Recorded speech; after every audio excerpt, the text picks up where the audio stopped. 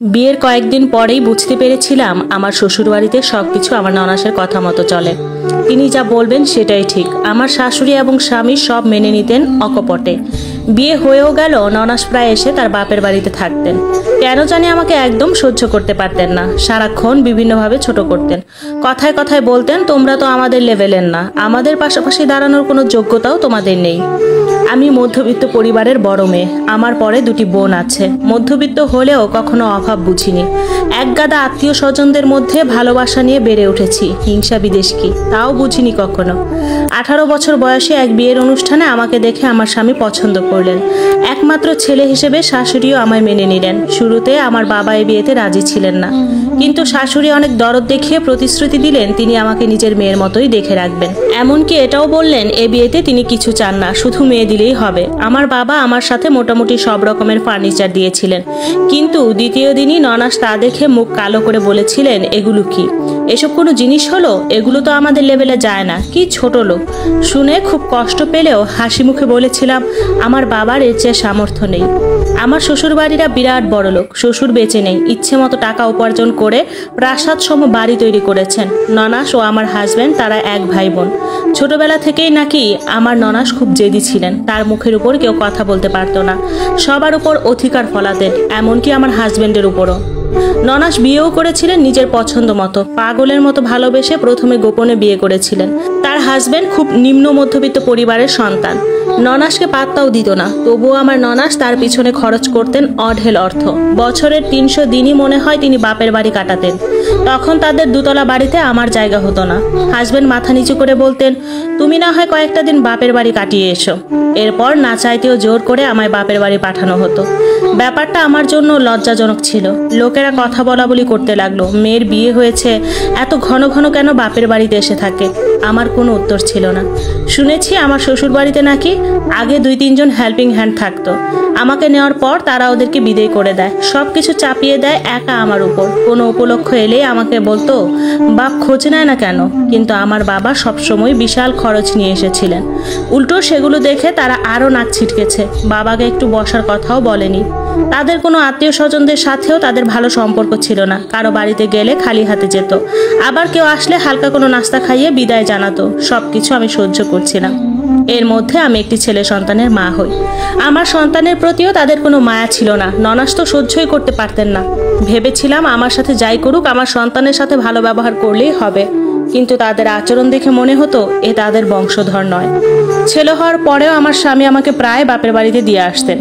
একদিন মাথা তুলে বলেছিলাম যে এভাবে আমি যেতে পারবো না। আগে না হয় একটা কথা ছিল, এখন আমার ছেলে আছে, লোকেদের কথা আর কত সহ্য করব। আমার স্বামী তখন হাতে পায়ে ধরে বললেন, তার সত্যিই কিছু করার নেই, তিনি অপারগ। বড় বোনের মুখের উপর কথা বলার সাহস তার নেই। আমার স্বামী যে এতটা মেরুদণ্ডহীন তা ভাবতেও আমার ঘৃণা লাগছিল।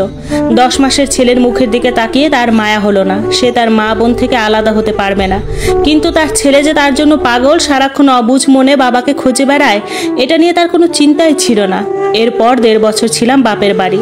এই 1.5 বছরে একদিনের জন্য আমায় ওরা নিতে আসেনি। আমার স্বামী মাঝে মাঝে দেখতে আসতেন।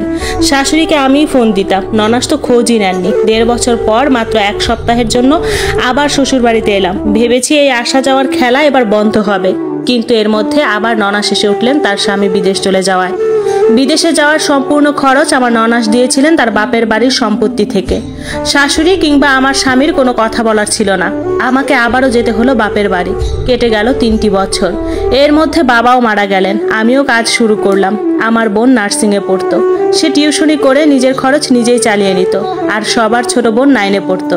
এই 3 বছরে আমার স্বামী আমাকে 1 টাকাও দেয়নি, তার সন্তানেরও চিন্তা করেনি। বাবা হিসেবেও যে সে এতটা নিচু মনের হবে তা কল্পনাও করিনি আমি। সবশেষে আমার প্রচণ্ড আত্মসম্মানে লাগলো। আমিও হাত পাতিনি, নিজের মনকে শক্ত করে নিয়েছিলাম। আমার সন্তান তো তার বাবাকে চিনতই না। আমার এক খালাতো ভাই ছিলেন যিনি মাঝে মাঝে আমাদের জন্য বাজার সদাই আনতেন। ওনার বাবা শৈশবে মারা গিয়েছেন বিধায় বেঁচে থাকাকালীন সময়ে আমার বাবা তাকে খুব খুব সাহায্য করেছিলেন।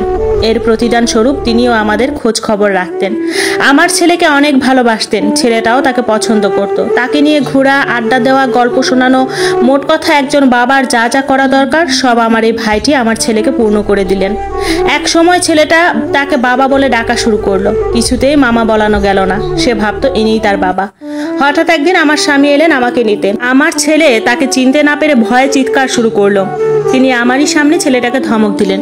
বিষয়টা আমার এত খারাপ লাগলো, বোঝানো সম্ভব না। এত বছর পরে আসছে বাপের অধিকার ফলাতে। ছেলের কান্না দেখে আমি কঠোর কণ্ঠে তাকে বেরিয়ে যেতে বললাম। এটাও বললাম যেন ওনার মাকে নিয়ে আসেন। আমার শাশুড়ি উল্টো আমাকে হুমকি দিয়ে জানালেন দরকার হলে তার ছেলেকে আবারও বিয়ে করাবেন, আমাকে আর রাখবেন না। পরিশেষে তারা ডিভোর্স পেপার পাঠিয়ে দিল। এমনকি এটাও বললো আমি যেন কোনোদিন ছেলের দাবি নিয়ে না যাই। তারা আমার ছেলেকে চিরদিনের মতো অস্বীকার করে দিল। আমার কষ্ট লাগেনি, মন থেকে তো সে কবেই উঠে গেছে। কাদের জন্য কষ্ট পাবো? প্রাক্তন স্বামী পুনরায় বিয়ে করলেন। খবর পেলাম এবার স্ত্রীর জন্য খুব মাথা উঁচু করে কথা বলেন। এমনকি মা ও বোনকে ডিঙ্গিয়ে স্ত্রীকে নিয়ে কানাডায় চলে গেলেন। এদিকে আমি চেয়েছি আমার বোনকে ওই ভাইয়ের নিকট বিয়ে দিতে, নিজের কথা আর ভাবছি না। কিন্তু উল্টো দেখি বোন আমাকে বলছে আমি যেন বিয়ে করে নেই। আমি রাজি হলাম না। পরে ওই ভাই গ্রামের কয়েকজন মান্যগণ্য ব্যক্তি নিয়ে এলে তারা আমাকে বোঝাতে লাগলেন। আমি চিন্তা করছিলাম অবিবাহিত ছেলেকে কিভাবে বিয়ে করব। যদিও তিনি আমার 4 বছরের বড়, তবুও এটা ঠিক হবে না। এখন হয়তো আমার ছেলেকে ভালো লাগছে, পরে ভালো নাও লাগতে পারে। শেষে সবার মতামতে 1.5 বছর পর আমাদের বিয়ে হলো। বিয়ের পর অকল্পনীয় সুখ পেলাম। আমার ছেলেকে নিজের ছেলের মতো তিনি আপন করে নিলেন। আমার খালা অর্থাৎ শাশুড়ি তিনিও অনেক ভালোবাসতেন।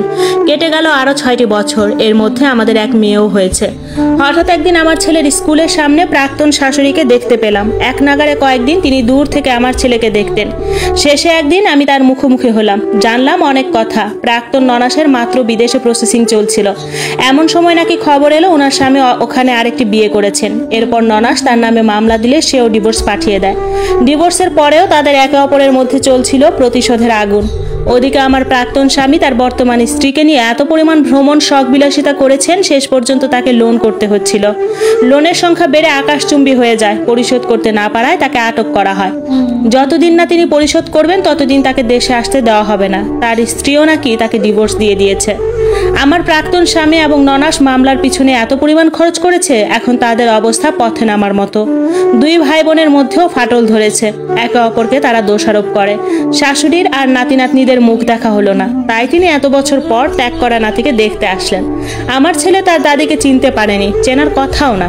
আমার বর্তমান স্বামী কঠোরভাবে নিষেধ করেছেন তিনি যেন আমাদের ছেলেকে আর ফলো না করেন, কোনোভাবেও তাকে দেখতে দেওয়া হবে না। সব শেষে আমরা এখন বেশ ভালোই আছি। জীবন কোথা থেকে কোথায় নিয়ে এলো টেরও পেলাম না। কখনো ভাবিনি আমি সুখী হতে পারবো। অনেক সময় মনে হয়েছে মরে গেলেই বুঝি ভালো, কিন্তু আজ বুঝলাম বেঁচে থাকলে অনেক কিছু বদলায়। নিজের মনোবল তৈরি করলে পাথরও পথ খুলে দেয়। শুধু ধৈর্য ধরে অপেক্ষা করতে হবে। নিজেকে ভালো রাখার সর্বোচ্চ চেষ্টা নিজেকেই করতে হবে।